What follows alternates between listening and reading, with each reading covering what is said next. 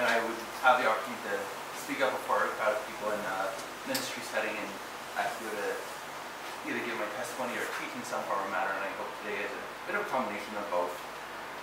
Teaching mostly from my mistakes, that is, but we can all learn from one another for sure. I'd just like to say a prayer before we get started. Dear Lord, thank you for the wonderful weekend we've already had, for the many blessings and miracles that you've done along the way so that this can be possible. Thank you for giving me the opportunity to speak for these people, and I pray that it would be your words coming through my mouth. You know what each of these people need to hear, and I pray they use how you work in my life to reach the hearts of others. In Jesus' name, amen. Well, I got up this morning and got dressed, and as I was doing so, I was reminded of a verse. It says, "Don't let your left hand know what your right hand is doing." See, today my feet didn't know what my hands were doing because top up looks good, but I think you all have to know me as the barefoot preacher from now on. But anyways, that aside, moving on to my testimony. I'm going to have to go back to the start, and I'm going to talk about my spiritual growth. Not only in the sense of what we know what the word growth can mean, but I also like to use it as an acronym in this sense. So the Team Growth stands for Genesis. So obviously my beginning. I don't remember much from when I was a baby, but I do remember some early years, and I know a little bit of where my parents came from. So I know the setting that I was brought up in. By that point, my parents had been believers for about 10 years or so, and I wouldn't say that entire time that they were closely connected with a community who deeply desired to follow God. That probably only been going on for maybe 3 or 4. So they were still somewhat new in the faith. And at that time, we were part of an organization that didn't fully understand the grace of God. So growing up, much of what I knew about the Bible was true, but the discipline that my parents used upon me was closest to that of the law and of grace. And so I quickly learned how to obey, and that there would be consequences when I didn't. Now, at the same time, we'd always have Christian CDs and Take the Pain in the background. Adventures in Odyssey were my favorite pastimes. And obviously these had many important messages that instilled some level of desire to follow God. But they were still entertainment as well.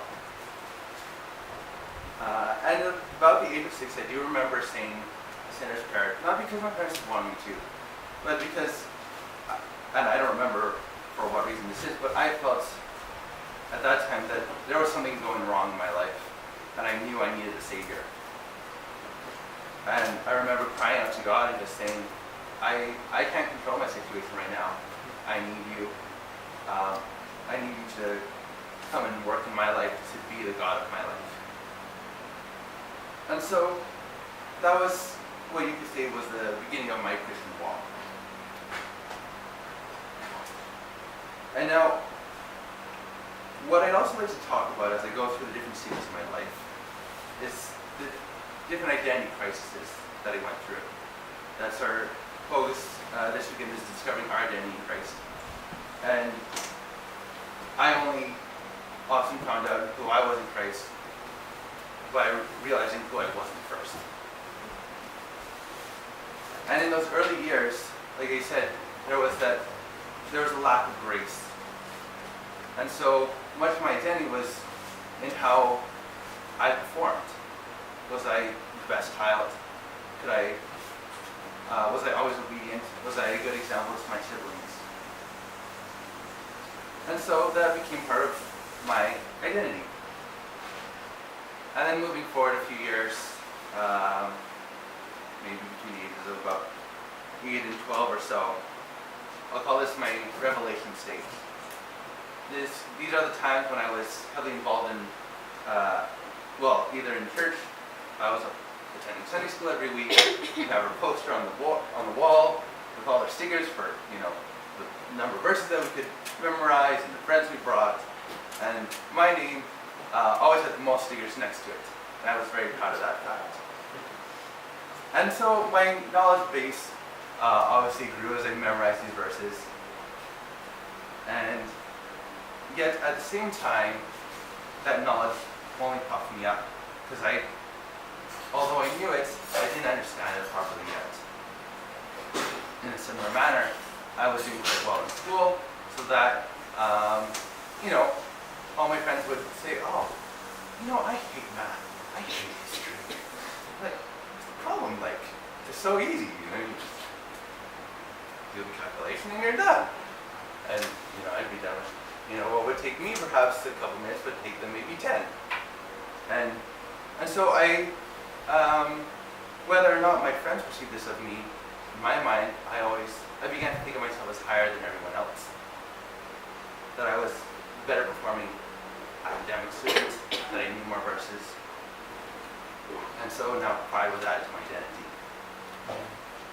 Moving on from that, at about 11, 12, I began to have more opportunities. My early years were very isolated, I didn't have many friends. And around then, with the exception of the homeschool choirs many of us were part of, that was my social event. But beyond, finally at this age, I got to expand my horizons a little bit. The homeschool co-op got started, and It's a badass party. I love how there's lots of cheer going on. Identify different groups. What else? I became involved with programs at Terra Nova. They have progressed quite a bit throughout the years, but I remember starting there as a child from an early age and recently I was talking to one of the, counselors you could say there, and she was saying that when I was young, I asked so many questions. I would say, why? Like, well, because of this. Oh, okay. And this was my desire then, was to begin to understand my world. And so, with opportunity came new friends, new possibilities of growing new talents. And as you can imagine, the crisis then was my popularity, was my skills. Because at the same time, before this, I was always at the top of the class, but now I began meeting people who were better than I. And so that pride was hurt. And I didn't want to lose that. So I was constantly striving to be the better friend, to have those conversations that people would say, oh, I want to go talk to Michael about this. And I would feel good about myself because I was the person they wanted to come to. I always wanted to be the better performer so that I could be acclaimed at the end.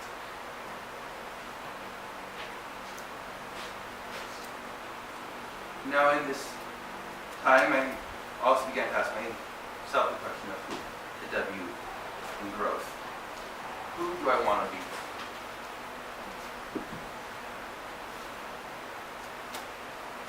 This is not necessarily a specific stage of my life, and this is continuing to who I am right now. And it's a question that I still ask myself every single day. But I began to look at other people and say, you know what?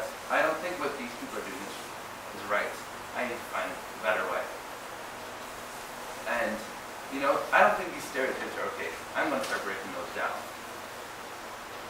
And once again, the very actions that were good in intention became my identity. That I always felt better about myself when I was doing better than what everyone else was doing. That, I learned how to cook. And that's not something a lot of young men know how to do. And so I felt good about that, for example. And then you went to the T in growth.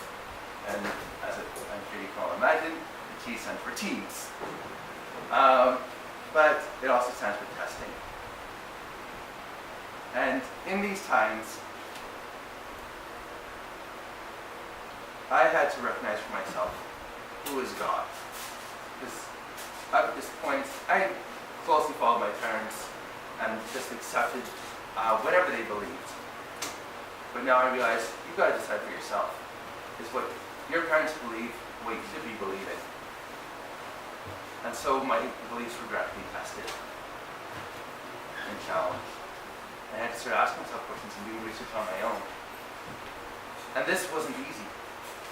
Often I come to disagreements with my parents and I feel bad or guilty because you should not be obeying and respecting them. And here I was in an argument with them about something that is good, about, because I felt this is the way, it should be about a theological matter, and they believed another way was correct. And I couldn't see any resolution to that.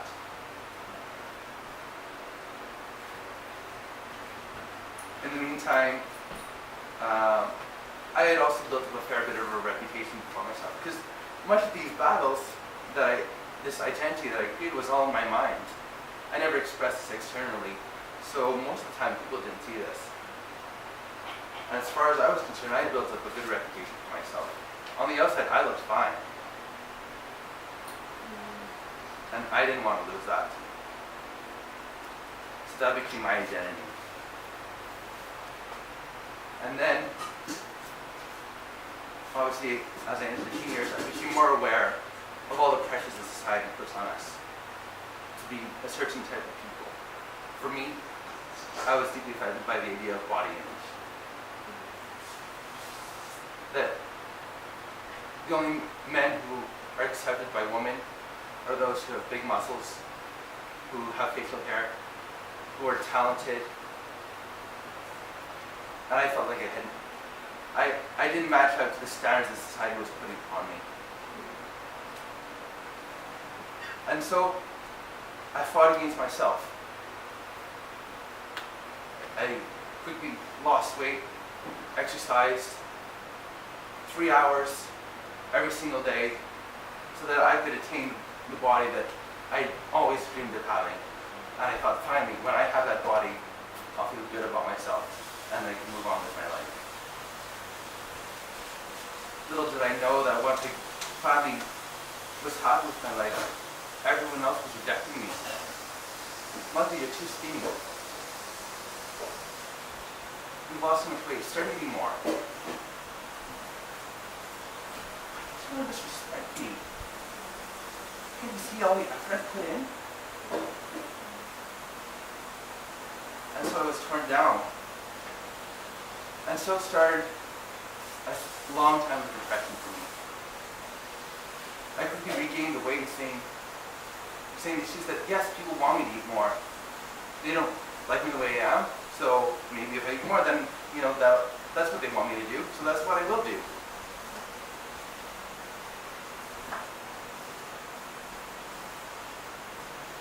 This past March,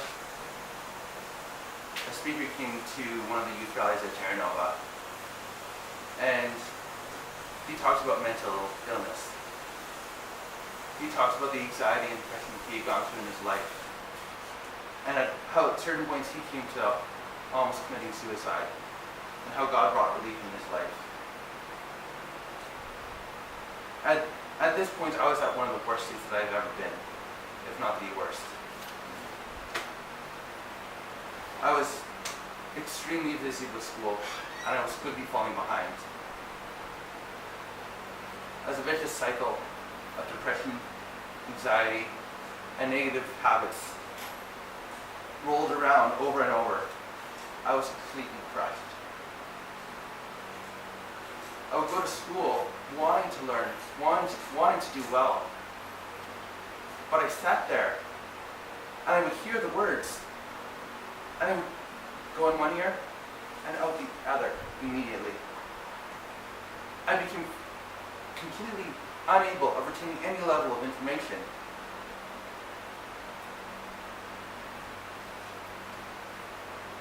At this point, I had a small job on the weekend working as a janitor.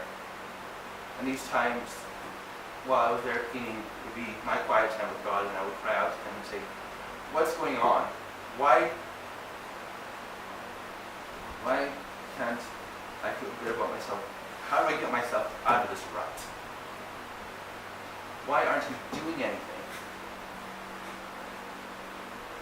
And he showed me that I need to find my identity in him. And this was, I was already at such a bad and busy state of my life. I said, God, I don't have time right now to focus, even probably give time to you that I should be. How am I supposed to discover who I am? I said, Lord, just get me through. Just keep me going each day.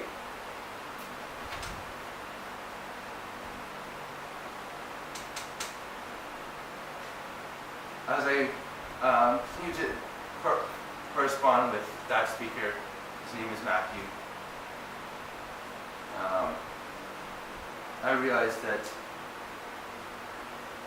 throughout my life I have experienced some level of mental illness. That I was talking to a friend this spring, and I said how I felt like I was sinking into a well of depression. And in that instant, I flashed back about 8 or 9 years. I was having a conversation with my mom, and I said the exact same thing. I feel like I'm sinking into a well of depression. Whether or not I recognized it early on, the thought patterns were already there. This is an illness I'm still slowly grasping. And there are elements that I can control, and there are elements that I cannot.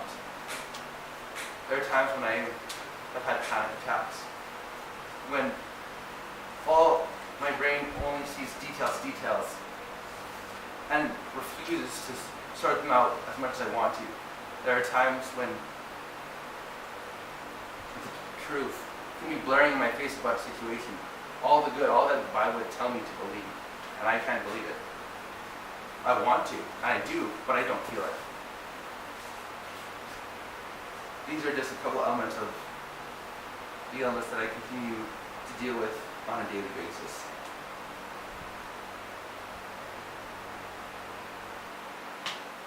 Now this is a testimony, which means God must have done something in my life. And that came this summer. As I was given the opportunity in my hands, you can go and work at a hospital for perhaps full-time every week. You're going to be well paid. You're going to have your foot in the door. You're going to make connections. And yet, at the same time, when this was offered to me, inside I could hear my heart saying, you need to rest. You need to focus on God again. And I said, Lord, what do I do? This is, why would you give me such an opportunity only to say no? And after many weeks of praying, along with friends supporting me in prayer as well, I made the hard choice and I said no to that job. I said no to work this summer. And not everyone understood that at first. But that was okay, because I knew what my mission was. I was going to find out who I really was.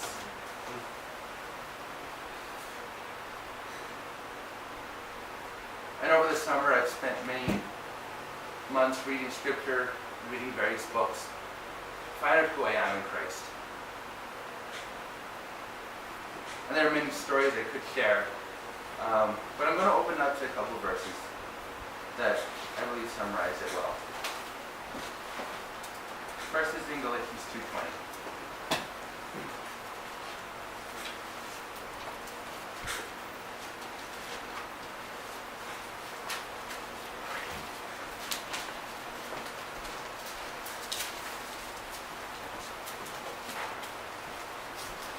It says, I have been crucified with Christ.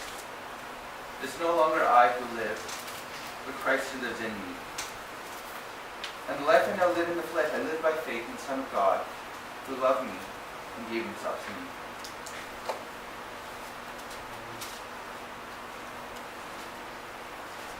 This spring, I bought the ring. This is the verse that is written around that ring.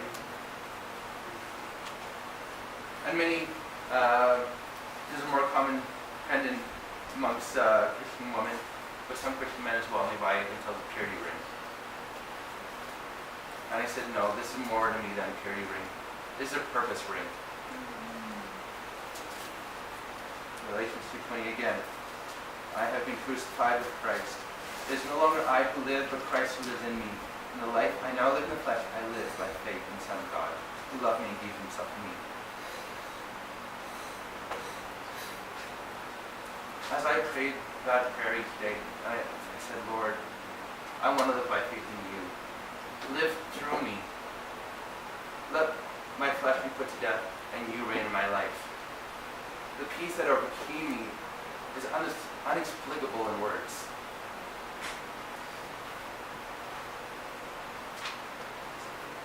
This ring also has a threefold meaning.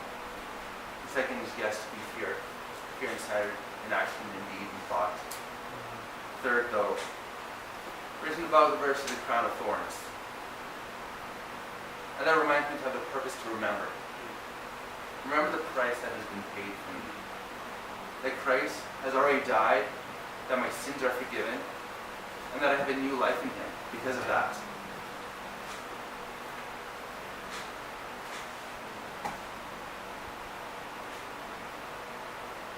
As we were driving here in the car, we were having a discussion. And we were asking each other the question, what is your life ambition? It never came around to my turn to answer. But I pondered this question. And I realized that God has brought me to points in my life, especially over the summer, where I can say my ambition is to live each day, each and every single day, to know Christ. Each and every single day I'm going to remind myself to pick up my cross and follow him. Because the sufferings of this life are worth it. The good that he brings out of it are worth it. Second verse. This one was truly God just speaking to me. I was at the summit a couple weekends ago, another youth retreat. And the speaker gave a challenge. He said, go read the Sermon on the Mount every day for a month. It's going to change your life. So I've been doing that. And then yesterday I opened my Bible. And God said, yeah, that's fine, go ahead. What else when you go read 1 Peter 5? All right, that's specific. And then, okay, God, I'll go read 1 Peter 5.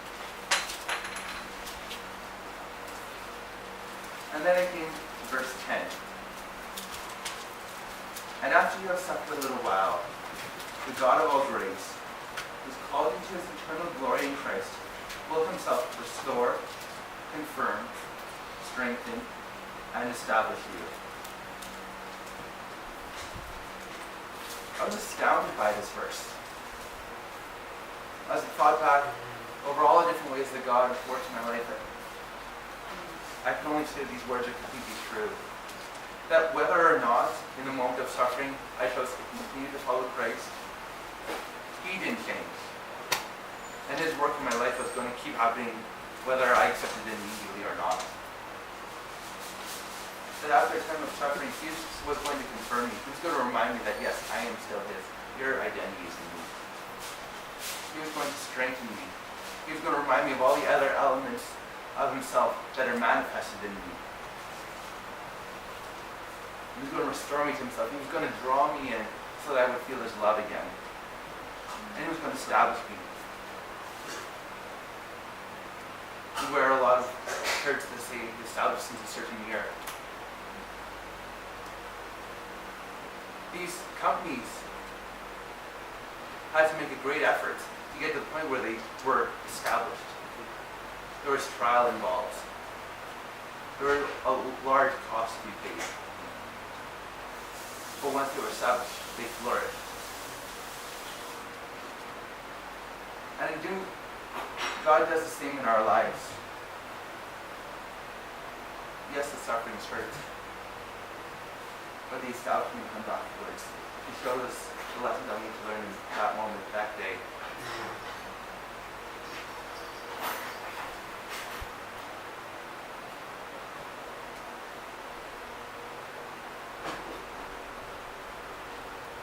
So am I still challenged by all those years where I misplaced my identity?